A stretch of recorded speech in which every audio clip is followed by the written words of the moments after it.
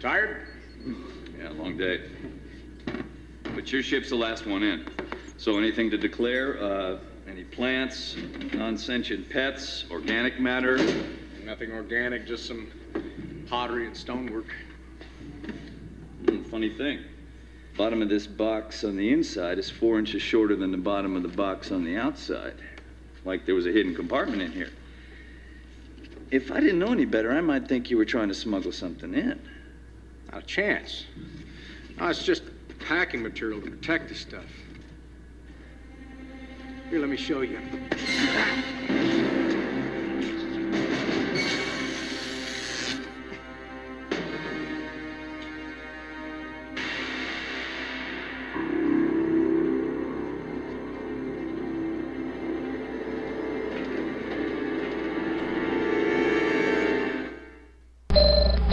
You have transmissions holding. Patch incoming signal. Full audio and video decode.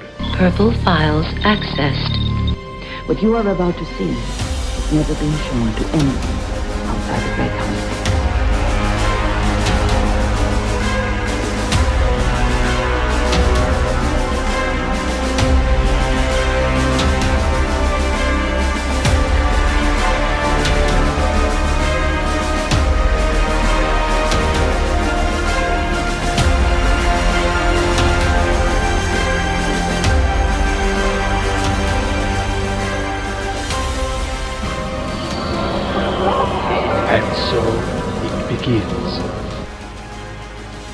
Hello, everyone out there in podcast land. This is Scott with Gray 17. Excited to have a special episode. We reached out to a gentleman who is known to Babylon 5 community for multiple reasons, and he was very gracious enough to give us his time, and that is Mr. Marshall Teague.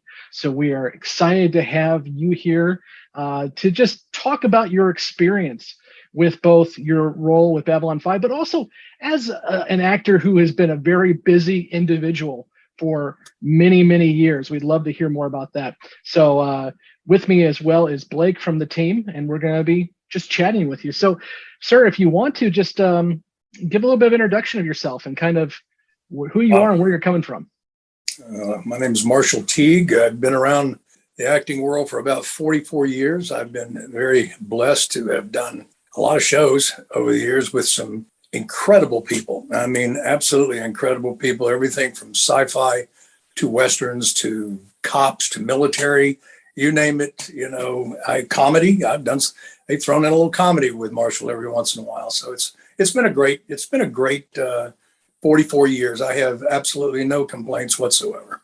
Yeah. I was looking at your IMDb, and obviously you have a voice and a face that people would recognize, but just the amount of things that you have been in and the cultural pieces that you've taken part in, it's amazing. And I can kind of do a timeline of my my experiences with culture, both movie and TV, just by looking at what you've done. It's really amazing. We're here today to first off talk about Babylon 5 in a whole, but as I mentioned to you as we got started, we have a group of newbies who are watching the show for the first time, and the next episode we're going to be discussing is Infection, which is also where you joined the show for the first time. I'm not sure that I've actually ever seen the entire episode. Really? I know that sounds strange, but when you do them or something, I think I went on I was on a project when it came out and just missed it. I just never saw it. But I remember it. I remember it very well. And, when you get a chance to work with David McCallum, that's pretty cool. The first thing I would love to hear from you is how you got casted for the role and your experience in making that episode. Well, I went in, like everybody else. It's a new show. Just like everybody else, you go in, nobody, you don't know what it is. It's a new show.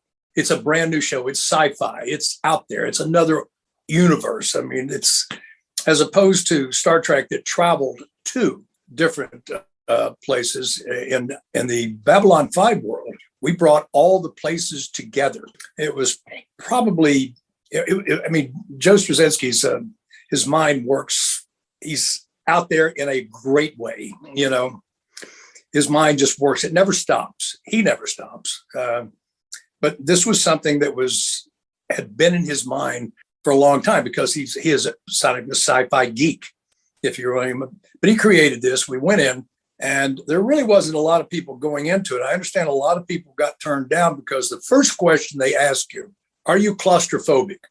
That's the first question they ask. And a lot of people say, well, I don't like. No, they said, are you claustrophobic? Because this is about to get really tight. And I went in for the interview and they asked me this question. I says, well, no, I was a diver in the Navy. I'm not claustrophobic on anything. And they said, wonderful. I did a quick read of something, which there really wasn't a lot of dialogue, as you well know. I walked around, other than playing the character as a human, I turned into a bioweapon and pretty much wreak havoc across Babylon 5. But, I think we should get into how that was done. It was the first TV full body prosthetic that was ever done. And in doing so, I mean, when I went in, they said, yeah, you're going to be in a suit. Okay. I've been in a lot of suits, so it doesn't bother me. So, well, this one's going to be a little different. We're going to cast your entire body, and you're only going to be able to breathe through 2 straws we're going to put in your nose. Okay. They didn't tell me that after they covered me up with all this stuff and I was in this vat, literally in this vat with 2 straws coming up through this material, they went to lunch. They left me completely encased in this. I think it was for 45 minutes. I was in there. So I just finally fell asleep. I got bored. So I fell asleep, was just snoozing away when they finally came back in. They, first thing they said, oh crap, he's still in there. Marshall, you okay? I said, what? Yeah, I'm fine, man. What? I said, it feels firm, so I think we're done. So, obviously they start the separation process. The boxes go down. There's a big gel block and they cut it in half and out pops Marshall with 2 straws still in his nose. And then they started forming this suit, this Acarian warrior. The suit weighed 72 pounds. Jeez. It took, I think, 4.5 hours to get me into it. And once you get into it, you're not coming out of it till the end of the day. I lost 11, on the average, I lost 11.5 pounds per day. My goodness. And how many days were you actually in the suit? 9 days. Wow. 9 days. At first, I was walking around, they said, we're hearing water sloshing. I said, yes, you are. The boots that I'm in are full. You didn't have to go to the restroom because obviously you didn't hold on to anything. So I punched holes in the boots.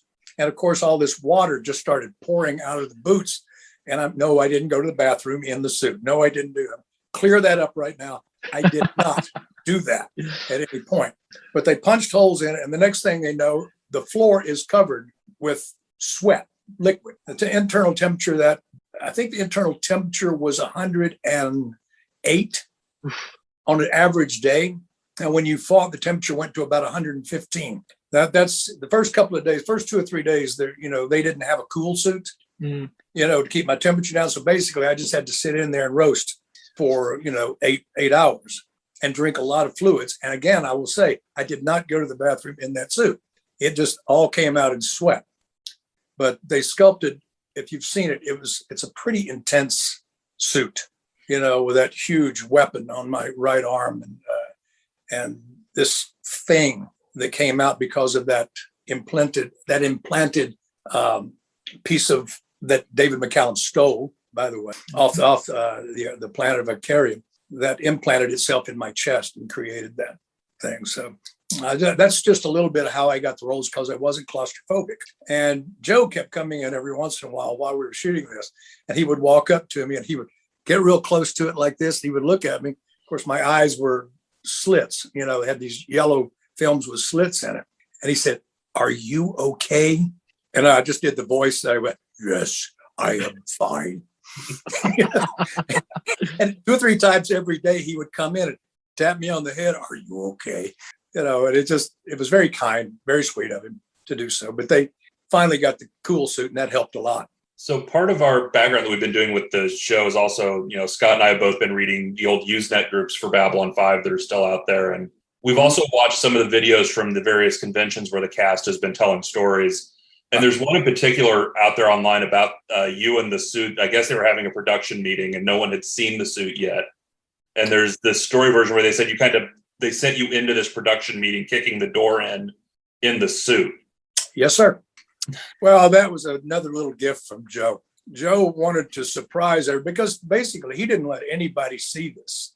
This being the first time in a television program that they did a walking, talking human being in a 72-pound carrying biological war machine. And they were in there having a meeting. And he said, I just want you to kick the door and come in. So I did. And I picked up the weapon and I waved it around the room like this. And he said, and Joe was very cool. He said, you may return to station. And I went, yes, sir. Turned around and walked out. And everybody was sitting there going, oh, shit, what was that? That's amazing. Like one of the girls in there, I don't know who she was, what department she worked. I'll never forget a little tiny thing, sweet as she could be, but she jumped back like somebody had plugged her into a wall socket. She went, oh my God, like this. And I was kind of like, wow. I guess, we got the needed effect. The interesting thing about this too is not only were you in the show for season 1 right off the bat, but this is the first episode in the production order. So you were working with the team right out of the get-go for them as well too. Absolutely. They had done the pilot, but that was a year before this. So what kind of experience was it working with a fresh production team as well? I'm glad you asked that question. It's a very good question, because anytime you're coming on to something and to this magnitude where you're creating this around something that no one has done to this point, and with a new crew, I will say that they jumped in with all 4 feet. I mean, I think it was because all the neat things they got to create and ideas that they came up with, they were able to come up with this and literally just throw it out there. What do you think? And there was a lot of people bid. They bid on this. They would sit there and go, well, yeah, I think we can do this. I think we can do this, and let's try this. And they couldn't have been more kind. They really couldn't have been more kind, because when you walk up and you have a guy standing next to you with a mop and a bucket when you go over, you have to stand in one place. You stand in one place, so they don't want people to slip on all the sweat coming out. And then they have a box of, I want to call it sand or fuller's earth or something. They wanted me to step in before I walked in because they didn't want me slipping. They wanted me to step off. They mopped up the water. I stepped in the stuff to give me a little traction so I could walk in with this thing on. I mean, you'd be surprised what it's like when you're walking around in that all day long and you're looking through. I mean, they really couldn't even take out the eye coverings, lens covers. They couldn't take them out because it was just, the suit was built so tight, to me. It literally, if I clamped down on my jaw, you would see the suit react. I mean, it was literally that tight on me. Hearing was a bit of a issue, like rolling, you couldn't hear it. So they had to punch little holes there so I could hear something, through the suit. I mean, the suit was about, that thick in places. Maybe that thick. So, to give that bulk and size to him. But when you talk about a crew going the extra mile, they knew they had something good here. Everybody there knew out of the box, they had something really, really good here. And they wanted to be a part of it. And they were not going to let it fail. And they didn't. Hey everybody, it's Scott. I'm cutting in here in the middle of the interview because this is the point of no return. After this, we're going to start talking spoilers about Babylon 5. So if you are with us as a newbie and checking out B5 for the first time and you've only watched Infection, run away now, because we're going to talk about what happens after Infection.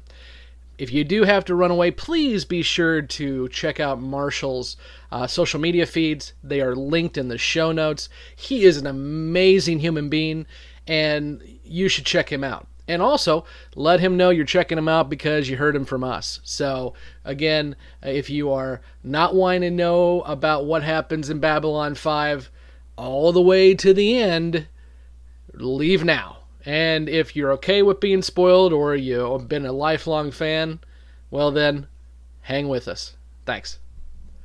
And okay, and before we jump that, and you mentioned the family and working on this first episode, and you came back in season 2, obviously, and then the recurring role of Clon. And if I'm not mistaken, you had a spot in Crusade as well. Yes, I did. And You mentioned that everyone there knew that they were working on something that was going to be great and putting it in. Absolutely. I mean, did you all have any idea then that 30 years later, you were still going to be bringing in new fans to this show and even resonating with still people like Scott and I? Absolutely. Now, I'll give you an example, and it's not a Babylon thing, but it is like, for instance, Roadhouse. Most people have seen the movie Roadhouse. Well, Roadhouse was, yeah, once a few times. Yeah. But, it wasn't a huge budget movie, but we did it. And, basically I always say to everybody, we went to a fight and a movie broke out. And when you talk about 33, that movie's been around 33 years now, and it is watched every day. And people that watch Babylon 5, when it's out there and you can get to it, yes, they watch it. Why? Because it is different. It's different. The personalities, like I said, the differences between Star Trek and Babylon 5 are huge. One traveled, one had to live together and make it work. And that was the trick. It was about bringing all the people and aliens and different civilizations together, living together in proximity, and then with everyone's different idea of government and everything, but making it work as a whole.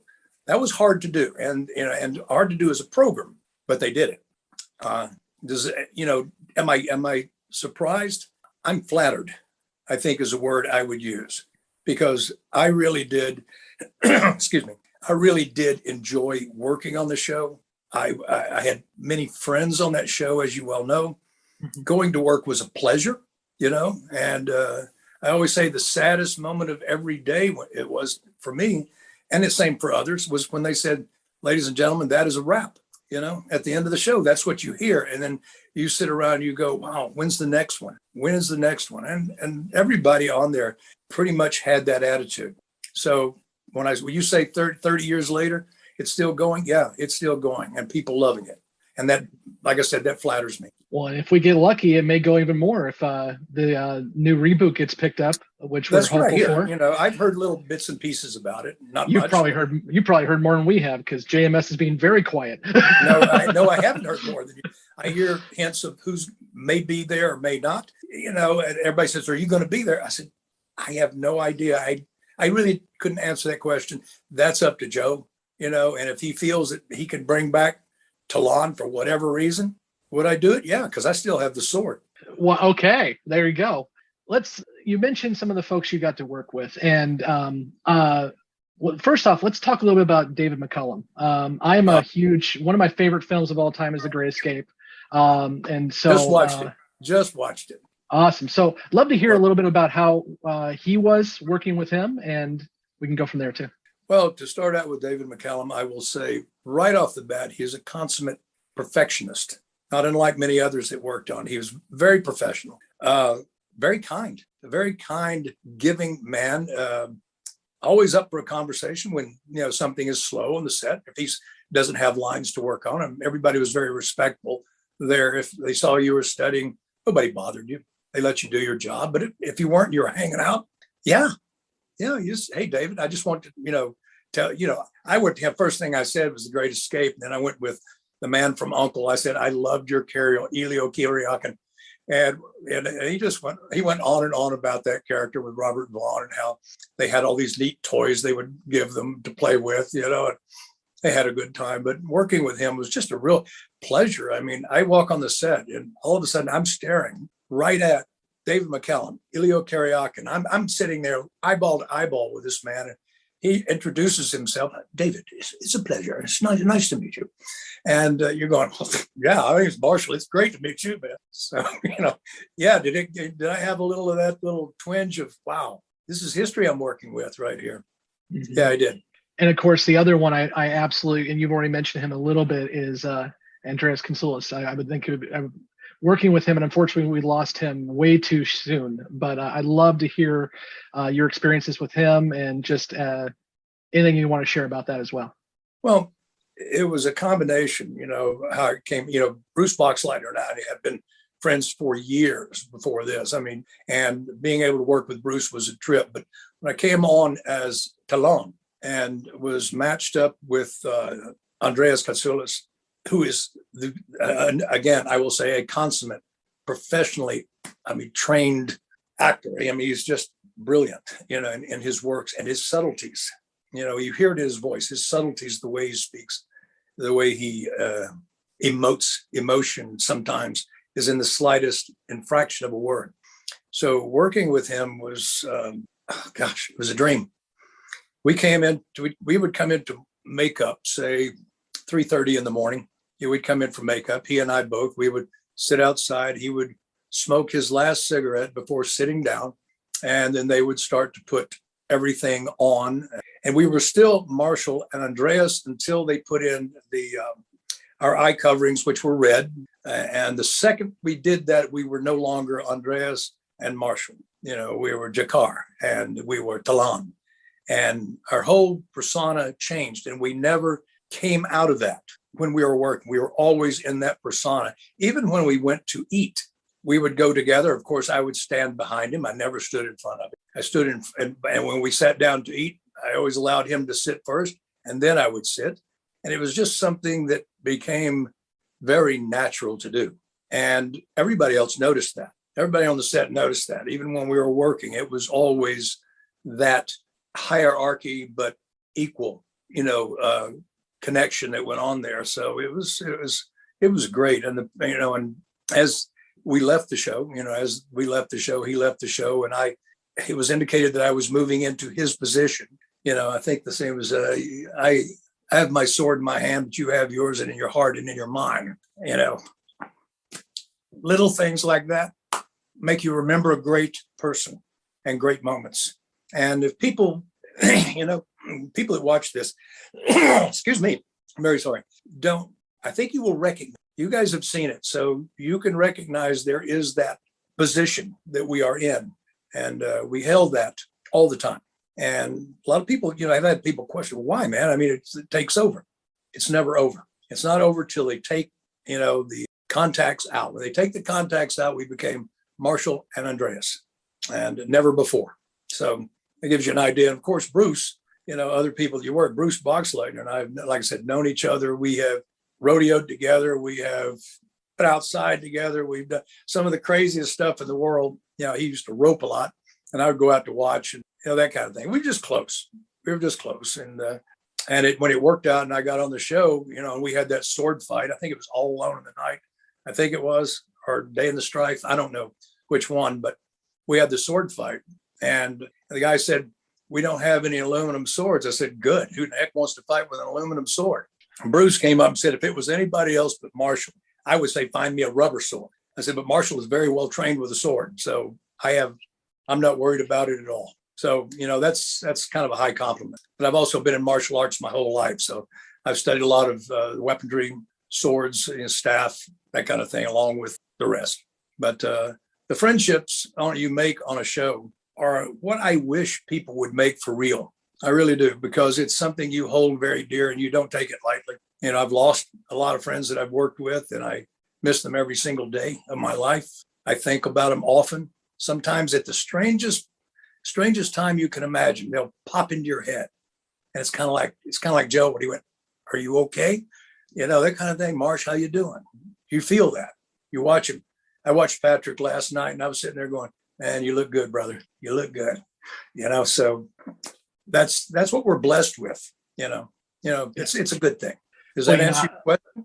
Oh, absolutely. And I can see in your face and also hear in your voice. And it reminds me of the line from Sleeping in Light, may they be in memory still bright. And that is the key. And I love that we get to experience these individuals who, unfortunately, we don't get to experience and we'll never have that. But hearing that from you and hearing that they are as good of people as we know them to be it's wonderful. It's wonderful. It is. There's enough bad, press that goes out there. I don't believe in doing anything bad press. I like to keep it, like on a social, I like to keep it light and uplifting. I'm not into this. I don't know where people get into this bad mouthing everything. It's just not my style. I don't believe in it. I think there's better ways to approach people, and being positive is one of them. And these are all positive things I'm telling you because they're real. They happened. And I think especially with your perspective, because you were in one of the very first production episodes with Infection, and Also at the end of the series with season 5, I believe it's that scene in CNC where it's yourself. It's basically the next people that will be carrying forward if the series would have went on Babylon 5, because I think it was you, Veer, Lockwood was kind of standing as Delenn and Sheridan left the station. So just getting your perspectives on even the production. I mean, you mentioned the family side of it with the cast and the crew, but just how much that production kind of evolved and the closeness of that cast and crew and working. Are you asking me about the separation and going on, or are you asking about what it was like at the ending? What it was like at the ending. Oh, but I also want to hear about the other part too.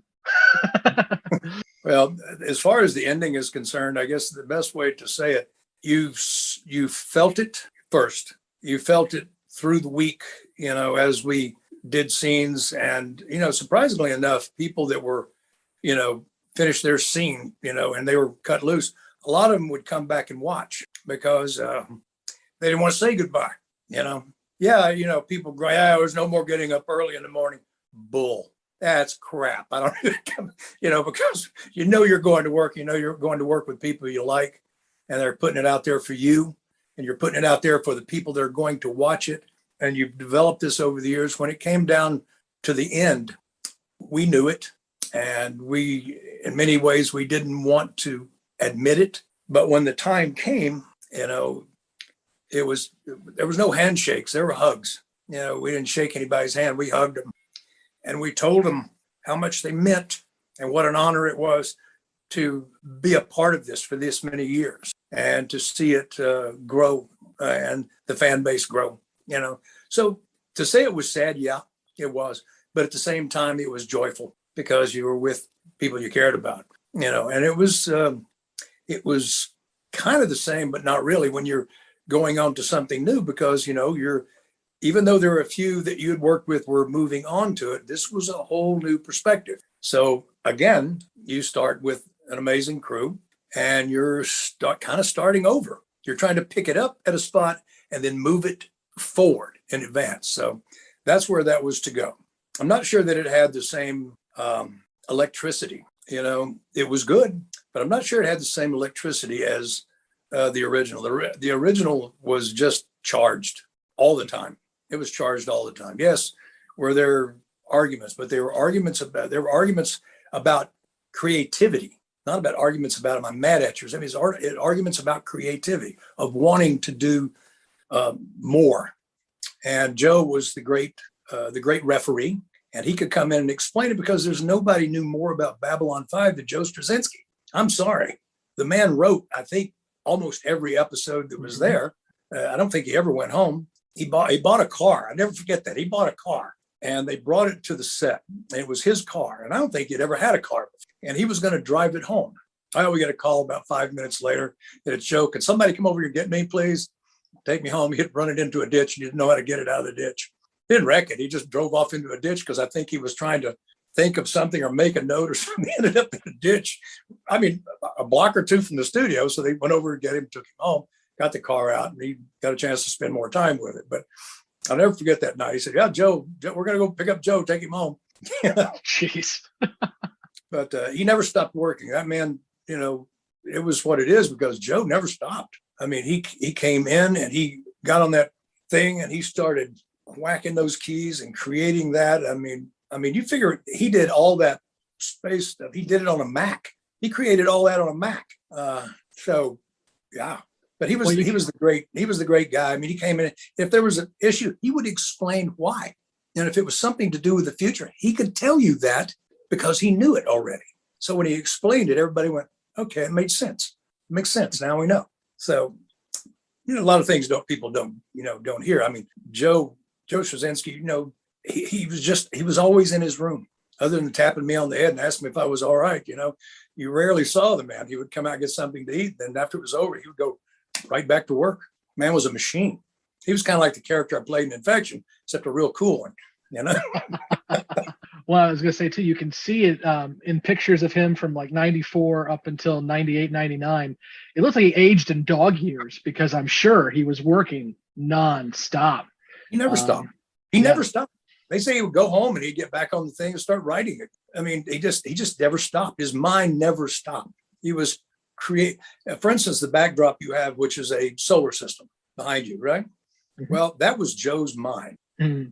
It was an entire solar system, and he was gathering from all of them and bringing them back in for us to work on. And you really can't beat that. I mean, that kind of dedication, you can't beat. You couldn't ask for more. As an actor, what you're explaining, what the showrunner brings to the table. How much, in your experiences, how often is that the case? How often do you have either a director or an executive producer who really understands the world that much, or is that just something that is not normal, or is it normal? That's a very interesting question. In many cases, the showrunner, pretty savvy. They're pretty savvy about it. Joe was very open-minded. He would listen. If somebody had to say, I'll give you an example. After Bruce and I had that big fight with the swords and everything else like that, you had this character. You had this Narn that was there, that was this guy. He was very honorable.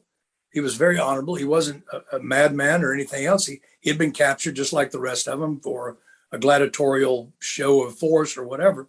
And Bruce, said, we've got to do something with this character. There's just, that was Bruce's initial idea. And I guess he had spoken to Joe, and he said, we need to go have a meeting with Joe. So I went in and talked to him, and we all sat around, and he said, how do you see your character? And I said, well, I mean, as little as I know about him at this time, I said, I see him as a samurai. I see him as a lone warrior, a warrior of honor, but a lone warrior, an older warrior. He'd been around a while, because you don't even know in Narn years how long that is. So, but Joe looked at me and he said, well, a samurai has a sword. I said, yes, they do. He said, if you create the sword, I'll create the character. I said, you're wrong. I created the sword, and he wrote the character around it. And that's why I still have the sword. Yeah. So and everybody wanted that sword, Oh, I'm sure. I carried it in a case. I came to work and that sword was in a case, and I would carry it in there, put it in my room. It was locked. And then when it was time to put it on, I would put it on. And when I was done, I put it back and I took it on. I never left it for anybody to touch or do anything with. So it still is exactly the same as the day I packed it away. That's amazing. I'm so glad that conversation happened between Boxleitner, yourself, and because obviously it gave you more time with the role.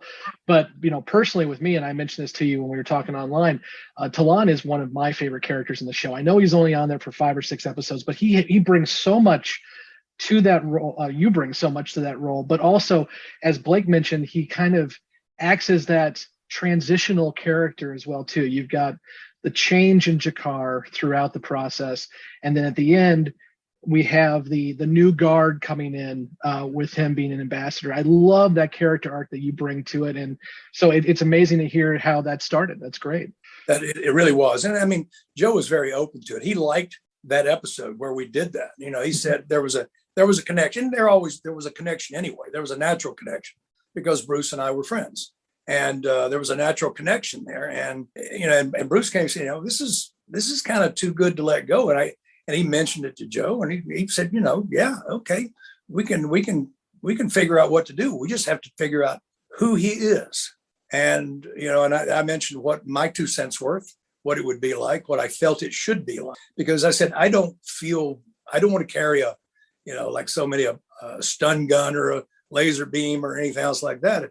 If he's an old warrior, I want him to be different than everybody else. He fears nothing. I mean, Talon has no fear whatsoever.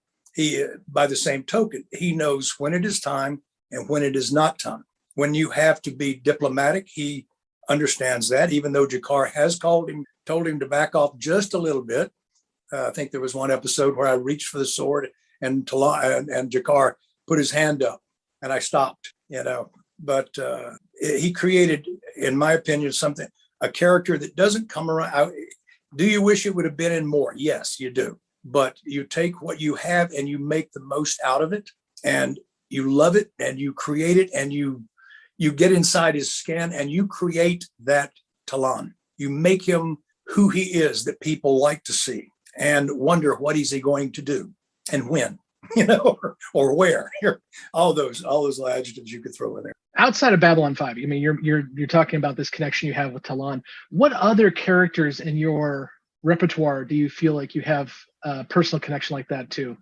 Well, there was several over the years. I mean, in the Western genre, I'm the only actor to ever depict Blackjack Pershing, who was the general of generals, the highest ranking general of all time. And how I end up being the only one to ever depict him on screen, I don't know, but that was in Rough Riders. So, when you study the man, because when you're playing somebody that a real person that did these things, you better bring his personality to the dance or something. There's enough people out there that historians that'll, they'll look up and say, "Oh, you blew it, man. You weren't this, you didn't do that." I never got any, everybody that when I saw played the character said, "You even looked like, you even looked like Blackjack Pershing, and your personality was that." And, and they come along. Don't get me wrong. I mean, you like to think that every time you do a character, whether it's good or bad, Roadhouse, it was Jimmy Reno. There was no question who Jimmy Reno was. You knew from the downbeat who Jimmy Reno was, and you take it whether you have a lot of dialogue or you don't. It's not the dialogue. Surprisingly enough, people will think that it's not. It's what you do here. It's what you do and what you create and the intensity or caring or whatever you have to depict. If it doesn't come through this, that means you're lying to the people out there. And I always like to refer to this one lesson that I got, and I got it from a wonderful lady who actually gave Clark Gable his screen test. I started working with her when she was 83 when I started working with her, and she had been the head of talent for MGM for 19 years, and she was retired. I'm retired. I started working with her, and she came up to me one day, and she had these little round glasses that were about that thick, and she looked up to me, and this little tiny person held up this hand, and she says, "A camera is a truth machine. You can't be playing the part of a dog and think cat because meow comes across instead of bow wow." In other words, don't lie to the camera. So the camera will catch you. A camera will catch you in a lie faster than anything in the world. And if you don't believe it, no one else is either. So that I hope answers your question about that's creating a character. Absolutely. Thank you so much for that. And you're still in front of the camera to this day. So you've got a couple of things coming up. And I know we can't get into too much detail, but you've got a Netflix show coming up and you've also got some films. You want to hit on those at all? Well, I have one film that's still waiting for it to come out. It's called Sins of a Mad Dog. Guess who the Mad Dog is? Me. It's a combination of 6 Confederate generals packed into one, but he's kind of a bad guy. But a show I just finished, which I really enjoyed, It's going to be called Mo. It's going to be on Netflix. I can't go into great detail, but I played a character in it, and it was a very emotional role because the character I played had something to do with him being able to become a citizen of the United States. It was his story. This is his actual story. And he didn't know, he had written, they had written the lines. He said, this is kind of how it went down in court and like this. And, they put a couple of notations out there so that I could look at and play off of. And they said, Marshall, this is it's kind of an emotional thing. I said, guys, what you need to do is go back and roll the camera. And I said, how far it'll go, I can't tell you, but I can promise you it's going to go. And we did it, a couple of times, a couple of different ways. When I finished the first one, Mo and all his family, they were sitting down, that I was talking, were all crying. They were just boo-hooing down like this. And I looked at it, I was drying up too a little bit, but he came back and he said, you so hit a nerve. I remember that judge and you brought him right back into my head. Thank you. So yeah, it was good, but it's called Mo. It's a comedy. They'll enjoy it, but I think it opens, I'm not in the first episode, I'm toward the end, but I think it starts around August 24th. I think, I could be wrong. I've got a couple of projects that I'm working on. I've co-written 2 projects. One is a movie that we're working on right now, along with a series, which you're ready for this. It is a sci-fi, horror, fantasy, historical series. Now, try to put all that into one, but it is. That's got to be a pitch meeting and a half. It is. It's tough, because you roll that out like that, and everybody's sitting there going, what'd he say? But they're projects we're working on right now. I'm working with my partner, my wife, and my partner, and we're working on getting it out there. And, we have good feelings toward it, good vibes. Blake, you got any other questions? I mean, I think one thing I would say, and Scott mentioned it when we started, is, looking back, especially across your IMDb and just roles that even I remember you from. I mean, even you have got one of the iconic voices, and when you're honest in a scene and just your presence there, thinking through, a role you had in DS9 and Voyager and other things that I've seen you in, just as, I've watched sci-fi and gone through various shows and seasons. So just the work that you've contributed to shows that have been important to me, just, thank you for your body of work as well, and for taking time to share these stories with us today. You are more than welcome. It's an honor. It's a real honor for me. And I thank you guys for breaking in the newbies on this. I think they'll get attached as you guys have been attached. And I hope it goes on, it leads on and on and on. And I thank you for that. So Marshall, tell us where folks can find you. I know you got social media, and that's where I found you. So where can we find you? Well, you can find me at Marshall R, middle initial R, Teague on Facebook and Twitter. Marshall R Teague. And you can find me and come on and have a chat. Talk. You can get a hold of me. You can find me. And that's one of the things I'm really happy that we got a chance to talk, because it was really refreshing to have someone who has been in the business as long as you have and has done so much just reply and answer back. Social media is an amazing thing. So it was wonderful to get to chat with you. And hopefully let me say one thing. Yes. This is kind of important. Actors, you see actors and actresses dressed up and looking great and grand and everything else like that. And sometimes people have a tendency to put them on a pedestal. Well, actors, are people that have a job. It's a different job. It is in my opinion, this is my opinion, I can't speak for the rest of it. I speak for myself. My job and what I do is no more important than anybody else. It's just different. I'm a red-blooded human being, American, just like everybody else. I hope, if I make somebody mad, well, tough. But that's who I am. And if it wasn't for the people that watch us perform and do what we do, and hopefully we bring them entertainment, pleasure, things like that, without them, we are nothing. So they are that important. And I appreciate every single one of them. Thank you for that. And I would flip it on the other side too.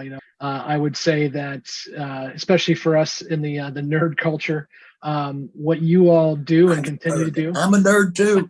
Well, you've got the swords. Come on. Right, But you guys have really been a part of a lot of childhoods and a lot of adulthoods, and have really helped to develop a lot of people.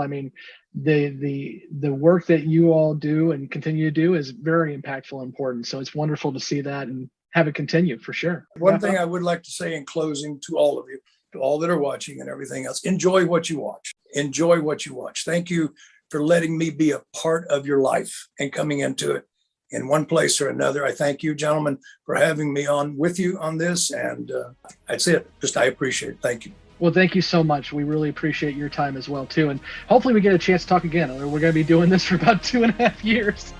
Well, so I would look forward to it. Thank you. Thank you for listening to Gray 17, a Babylon 5 podcast. You can find all the places to listen to this podcast and links to our social media accounts at anchor.fm/Gray17podcast.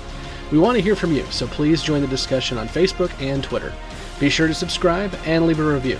Gray 17 is a part of the Front Row Network and NPR Illinois Community Voices. You can find all the Front Row shows at thefrontrownetwork.com. Gray 17 is not affiliated with, and this podcast has not been prepared, approved, or licensed by Warner Brothers or any other owners of the Babylon 5 copyright. All audio clips included in this podcast are the intellectual property of their respective copyright holders. They are included here for the purpose of review, and no infringement is intended. The opening and closing Babylon 5 themes are available from Following Matter on YouTube. And what's out there?